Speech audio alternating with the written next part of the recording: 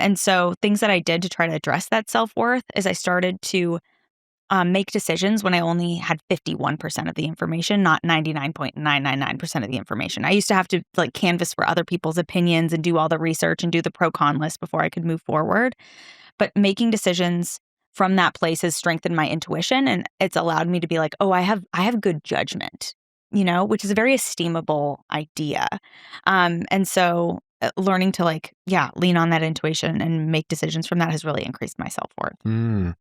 Negative self-talk was such a tough thing for me to overcome. It's like I could be so nice to everyone else, but had this rage in the way that I spoke about myself for just some of the smallest things that had absolutely no bearing on my day or on my life at all. I would just have this, it was almost like this loathing.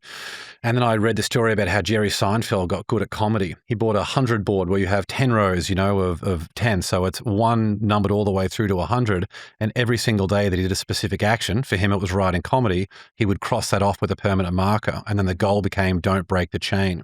So the way that I mimicked that was through meditation. So I overcame negative self-talk by sitting down, and I had tried meditation for many, many times over many, many years and never did it more than one day in a row.